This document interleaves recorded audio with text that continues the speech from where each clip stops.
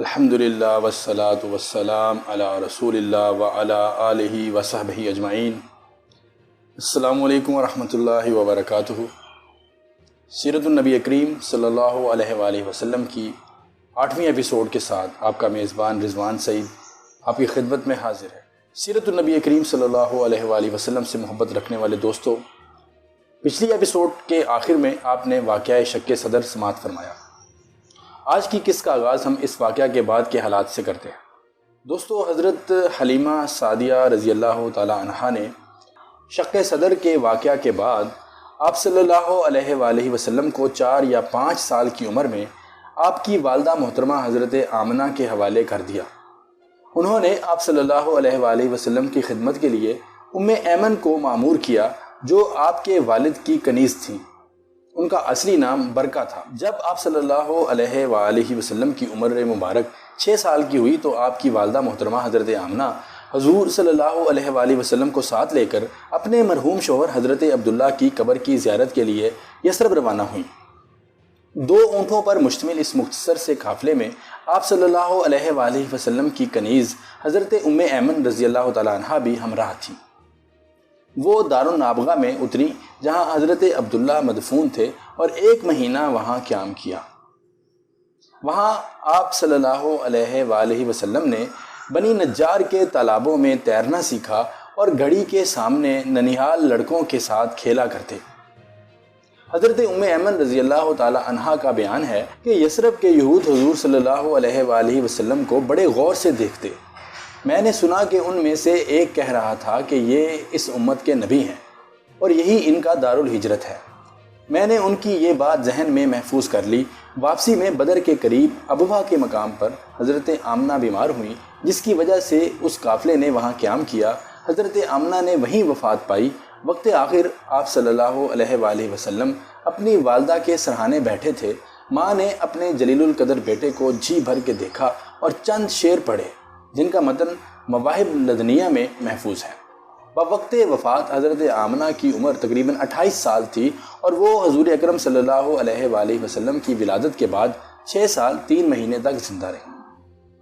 حضرت آمنہ کو اسی جگہ دفن کیا گیا، اور حضرت ایمن رضی اللہ تعالی عنہا رسول اللہ صلی اللہ علیہ وآلہ وسلم کو لے کر مکہ واپس حضرت عبدالمطلب کے پاس پہنچی۔ یوں شکم مادر میں ہی یتیم ہونے والے ننھے حضور اپنی والدہ کے ساتھ بھی زیادہ دن نہ گزار سکے۔ حضرت ایمن رضی اللہ تعالی عنہ نے ایک ماں کی طرح آپ صلی اللہ علیہ وآلہ وسلم کی نگرانی کی۔ ان کے بارے میں حضور صلی اللہ علیہ وآلہ وسلم فرمایا کرتے تھے کہ یہ خاتون میری والدہ کے بعد میری ماں ہے۔ حضور صلی اللہ علیہ وآلہ وسلم جب نبی بنائے گئے تو حضرت ایمن رضی اللہ تعالی عنہ اولین تصدیق کرنے والوں میں سے ہو گئیں۔ حضور صلی اللہ علیہ وآلہ وسلم نے انہیں آزاد کر دیا۔ ان کا پہلا نکاح بنی حارث کے عبید بن زید بن عمر سے ہوا، جن سے ایمن پیدا ہوئے، جن کے نام پر ان کی کنیت ایمن تھی۔ پہلے شوہر کے انتقال کے بعد حضور صلی اللہ علیہ وآلہ وسلم نے اپنے آزاد کردہ غلام حضرت زید بن حارثہ رضی اللہ تعالی عنہ سے ان کا نکاح کروایا، جن سے اسامہ بن زید رضی اللہ تعالی عنہ پیدا ہوئے۔ حضرت عثمان رضی اللہ تعالی عنہ کے عہد خلافت میں حضرت ایمن رضی اللہ تعالی عنہ کی وفات ہوئی۔ عزیز دوستو، والدہ ماجدہ کی وفات کے بعد حضور صلی اللہ علیہ وآلہ وسلم کو آپ کے دادا حضرت عبدالمطلب نے اپنی کفالت میں لے لیا۔ حضرت عبدالمطلب کو آپ سے بہت محبت تھی اور آپ کو سب اولادوں سے بڑھ کر محبوب جانتے تھے۔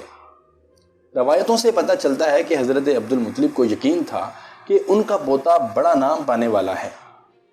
چنانچہ جب بنی مدلج کی ایک جماعت ان سے ملنے آئی تو ان میں بہت سے قیافہ شناس تھے۔ انہوں نے جب حضور صلی اللہ علیہ وآلہ وسلم کا نقش کف پا دیکھا تو اسے حضرت ابراہیم علیہ السلام کے نقش کف پا، جو مصلی ابراہیم کہلاتا ہے، کہ مشابہ پایا۔ اس لیے انہوں نے حضرت عبدالمطلب سے کہا کہ اس بچے کی بطور خاص حفاظت اور نگرانی کریں۔ چنانچہ حضرت عبدالمطلب حتیم میں اپنی نشست پر حضور کریم صلی اللہ علیہ وآلہ وسلم کو اپنے قریب بٹھا کر پشت پر ہاتھ پھیرا کرتے اور کہتے کہ اس کی تو بہت بڑی شان ہے۔ دادا اپنے پوتے کو ہمیشہ ساتھ رکھتے اور اپنے ساتھ ہی کھانا کھلاتے۔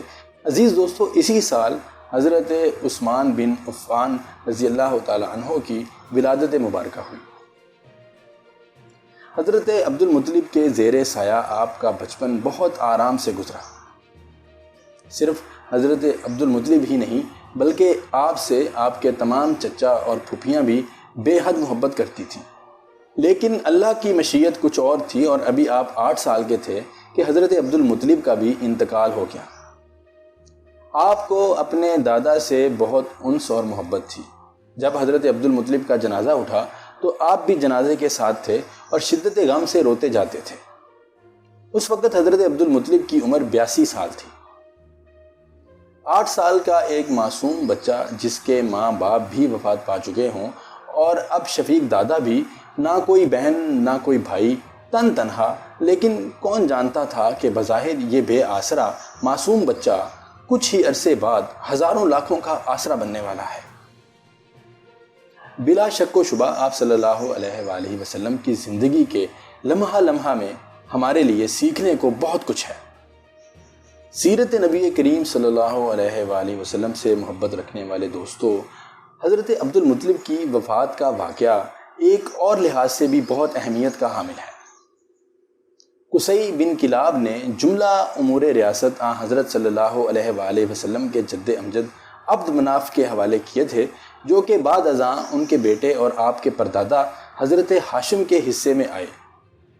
دوسری طرف حضرت ہاشم کے ہی دور میں خانہ کعبہ کی تولیت کے زیادہ تر حقوق بھی حضرت ہاشم نے ہی حاصل کر لیے، اور ان سے یہ تمام اختیارات حضرت عبد المطلب کو بھی وراثتاً حاصل ہوئے۔ ان کی حیثیت اپنے والد حضرت ہاشم کی طرح مکہ کے سردار کی تھی، لیکن ان کی وفات نے دفعتاً بنو ہاشم کے اس رتبہ امتیاز کو گھٹا دیا، اور کئی دہائیوں بعد یہ پہلا موقع تھا کہ دنیاوی اعتبار سے خاندان بنو امیہ خاندان بنو ہاشم پر غالب آ گیا، اور مکہ کی مسند ریاست پر حرب متمکن ہوا، جو امیہ کا نامور فرزند تھا۔ حضرت ابو سفیان رضی اللہ تعالیٰ عنہ انہی حرب بن امیہ کے بیٹے تھے، اور حرب کے بعد مکہ کے سردار اور سپہ سالار بنے۔ حرب بن امیہ نے ریاست اور تولیت خانہ کعبہ کے جملہ اختیارات اپنے قبضے میں کر لیے، اور صرف سقایا یعنی حاجیوں کو پانی پلانے کی سعادت ہی حضرت عباس رضی اللہ تعالیٰ عنہ کے پاس باقی رہی، جو حضرت عبد المطلب کے سب سے چھوٹے بیٹے تھے۔ حضرت عبد المطلب کے مختلف ازواج سے 10 بیٹے تھے، جن میں سے حضرت صلی اللہ علیہ وآلہ وسلم کے والد محترم حضرت عبداللہ اور حضرت علی رضی اللہ تعالیٰ عنہ کے والد جناب ابو طالب ماں کی طرف سے سگے بھائی تھے۔ اس لیے حضرت عبد المطلب نے آپ کو حضرت ابو طالب کے ہی آغوش تربیت میں دے دیا۔ اس کے علاوہ حضرت عبد المطلب نے اپنی وفات کے وقت اپنی بیٹیوں یعنی آپ کی پھوپھیوں کو بلا کر حضرت صلی اللہ علیہ وآلہ وسلم کی پرورش اور خیال رکھنے کی وصیت بھی کی۔ حضرت ابو طالب اپنے والد کی وصیت کے مطابق حضور اکرم صلی اللہ علیہ وآلہ وسلم کو اپنے گھر لے آئے۔ ان کی بیوی حضرت فاطمہ بنت اسد بھی حضور صلی اللہ علیہ وآلہ وسلم سے بہت محبت کرتی تھیں، اور حضور صلی اللہ علیہ وآلہ وسلم کی پرورش میں انہوں نے بڑی دل جمی سے حصہ لیا۔ حضرت ابو طالب بھی آپ سے بہت محبت کرتے تھے، اور مرتے دم تک آپ کے سر پر کسی مضبوط سائبان کی طرح سایہ کیے رکھا۔ ان کی محبت اس درجہ بڑھی ہوئی تھی کہ آپ کے مقابلے میں اپنی سگی اولاد کی بھی پرواہ نہ کرتے، اور حضرت عبد المطلب کی طرح ہر وقت آپ کو اپنے ساتھ رکھتے۔ حضرت ابو طالب کثیر العیال تھے، اس لیے بڑے اسرت اور تنگ دستی سے گزر بسر ہوتی تھی۔ باوجود کمسینی کے حضور صلی اللہ علیہ وآلہ وسلم نے اپنے چچا کے گھر کی یہ حالت دیکھی تو کام کاج کرنے میں کوئی آر محسوس نہ کیا۔ لوگوں کی بکریوں کو اجرت پر چراتے، اور بکریوں کو مکہ کی ایک پہاڑی اجیاد کے قریب عریقت نامی مقام پر لے جایا کرتے، اور اس سے جو کچھ اجرت ملتی وہ اپنے چچا کو دیتے۔ عرب میں بکریاں چرانا کوئی معیوب کام نہ تھا۔ بڑے بڑے شرفاء اور عمراء کے بچے بکریاں چرایا کرتے تھے، اور یہ ان بچوں کے لیے کوئی کام نہیں بلکہ ایک مشغلہ کی حیثیت رکھتا تھا، اور عرب طرز معاشرت کا جائزہ لیا جائے تو اسے بآسانی سمجھا جا سکتا ہے۔ زمانہ رسالت میں آپ اس سادہ اور پرلطف مشغلہ کا ذکر فرمایا کرتے تھے۔ ایک مرتبہ آپ صحابہ کرام رضوان اللہ علیہ مجمعین کے ساتھ اسی جنگل میں تشریف لے گئے۔ حضرت جابر بن عبداللہ رضی اللہ تعالیٰ عنہ سے روایت ہے کہ ہم لوگ اراک یعنی پیلو کے درخت کے پھل چن رہے تھے، تو آپ صلی اللہ علیہ وآلہ وسلم نے فرمایا کہ جو سیاہ ہو گیا وہ لے لو کہ وہی سب سے اچھا ہوتا ہے۔ اس پر صحابہ نے عرض کیا، یا رسول اللہ صلی اللہ علیہ وآلہ وسلم، کیا آپ بھی بھیڑ بکریاں چرایا کرتے تھے؟ فرمایا، ہاں، کوئی پیغمبر ایسا نہیں گزرا جس نے بھیڑ بکریاں نہ چرائی ہوں۔ 10-12 سال کی عمر تک آپ صلی اللہ علیہ وآلہ وسلم کا یہ مشغلہ جاری رہا۔ ابن عساکر نے جلحمہ بن عرفتہ سے روایت کیا ہے کہ میں مکہ آیا، لوگ قحط سے دو چار تھے، حضرت ابو طالب ایک بچہ ساتھ لے کر برآمد ہوئے۔ بچہ ابر آلود سورج معلوم ہوتا تھا جس سے گنا بادل ابھی ابھی چھٹا ہو۔ اس کے ارد گرد اور بھی بچے تھے۔ حضرت ابو طالب نے اس بچے کا ہاتھ پکڑ کر اس کی پیٹھ کعبہ کی دیوار سے ٹیک دی۔ بچے نے ان کی انگلی پکڑ رکھی تھی۔ اس وقت آسمان پر بادل کا ایک ٹکڑا بھی نہ تھا، لیکن دیکھتے ہی دیکھتے ادھر ادھر سے بادل کی آمد شروع ہو گئی اور ایسی دھواں دار بارش ہوئی کہ وادی میں سیلاب آ گیا اور شہر و بیاباں شاداب ہو گئے۔ بعد میں حضرت ابو طالب نے اسی واقعے کی طرف اشارہ کرتے ہوئے آپ صلی اللہ علیہ وآلہ وسلم کی مدح میں کہا کہ وہ ایسے روشن و منور ہیں کہ ان کے چہرے کی برکت سے بارش مانگی جاتی ہے، یتیموں کے ماوا اور بیواؤں کے محافظ ہیں۔ عزیز دوستو، ہمارے پیارے آقا اور رسول اللہ صلی اللہ علیہ وآلہ وسلم بڑی ہی شان والے تھے۔ حضرت ابو طالب کے مکان میں قیام کے دوران 2 اہم واقعات پیش آئے۔ ایک یہ کہ ایک مرتبہ گرمی کے موسم میں مکہ میں ایک جگہ گانے بجانے کی محفل منعقد ہوئی۔ آپ صلی اللہ علیہ وآلہ وسلم نے اس محفل میں شرکت کی خاطر بکریوں کو ایک ساتھی چرواہے کے حوالے کیا اور محفل کے مقام تک پہنچے جو چراگاہ سے دور تھی۔ گرمی میں دور تک چل کر آنے سے آپ صلی اللہ علیہ وآلہ وسلم بہت تھک گئے تھے اور محفل ابھی شروع نہیں ہوئی تھی، اس لیے آپ صلی اللہ علیہ وآلہ وسلم ایک درخت کے سایہ تلے لیٹ گئے تو آنکھ لگ گئی۔ جب بیدار ہوئے تو محفل ختم ہو چکی تھی۔ اس طرح آپ صلی اللہ علیہ وآلہ وسلم اس محفل سرود میں شریک نہ ہو سکے اور آئندہ بھی آپ صلی اللہ علیہ وآلہ وسلم کو اس طرح کے لہو و لعب میں شرکت کرنے کا خیال تک نہ آیا۔ اسی طرح پیارے آقا صلی اللہ علیہ وآلہ وسلم بچپن سے ہی بت پرستی سے بھی محفوظ تھے۔ اس ضمن میں ایک واقعہ یہ کہ ایک مقام پر کھجور کے 2 مقدس درخت تھے جہاں بوانا نامی بت نصب تھا۔ لوگ وہاں جا کر بت پر جانور بھینٹ چڑھاتے، سر منڈاتے اور دیگر مشرکانہ رسومات ادا کرتے۔ حضور صلی اللہ علیہ وآلہ وسلم کو ہر سال اس تقریب میں شرکت کے لیے کہا جاتا، مگر آپ صلی اللہ علیہ وآلہ وسلم انکار فرماتے۔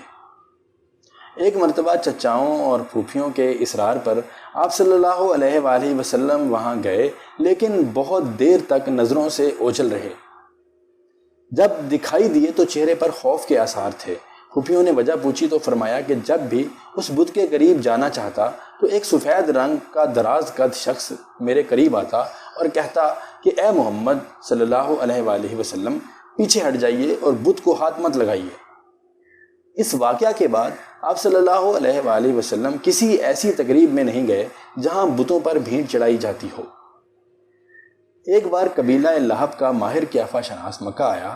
سب لوگ اپنے بچوں کو اس کے پاس لے گئے۔ حضرت ابو طالب بھی اپنے بچوں کے ساتھ حضور صلی اللہ علیہ وآلہ وسلم کو اس کے پاس لے گئے۔ اس نے آپ صلی اللہ علیہ وآلہ وسلم کو دیکھا اور پھر کسی کام میں مشغول ہو گیا۔ تھوڑی دیر بعد اس نے آپ کو اپنے سامنے لانے کو کہا، لیکن حضرت ابو طالب نے اس کا تجسس دیکھ کر آپ صلی اللہ علیہ وآلہ وسلم کو اپنے گھر بھیج دیا۔ اس نے کہا کہ اس بچے کو میرے پاس لاؤ، خدا کی قسم وہ بہت بڑا آدمی بننے والا ہے۔ عزیز دوستو، حضرت ابو طالب کا پیشہ بھی اپنے آباء و اجداد کی طرح تجارت تھا۔ وہ سال میں ایک بار تجارت کی غرض سے ملک شام کو جایا کرتے تھے۔ آپ صلی اللہ علیہ وآلہ وسلم کی عمر تقریباً 12 برس تھی کہ حضرت ابو طالب نے حسب دستور شام کے تجارتی سفر کا ارادہ کیا اور آپ صلی اللہ علیہ وآلہ وسلم نے بھی ان کے ساتھ چلنے کی خواہش کا اظہار کیا۔ حضرت ابو طالب نے آپ صلی اللہ علیہ وآلہ وسلم کی کم عمری دوران سفر مشکلات اور تکلیفوں یا کسی اور وجہ سے آپ کو ساتھ نہ لے جانا چاہا۔ لیکن حضرت صلی اللہ علیہ وآلہ وسلم کو اپنے شفیق چچا سے اتنی محبت تھی کہ جب حضرت ابو طالب چلنے لگے تو آپ صلی اللہ علیہ وآلہ وسلم ان سے لپٹ گئے۔ اب حضرت ابو طالب کے لیے بھی آپ صلی اللہ علیہ وآلہ وسلم کو خود سے جدا کرنا ممکن نہ رہا اور آپ صلی اللہ علیہ وآلہ وسلم کو بھی ساتھ لے لیا۔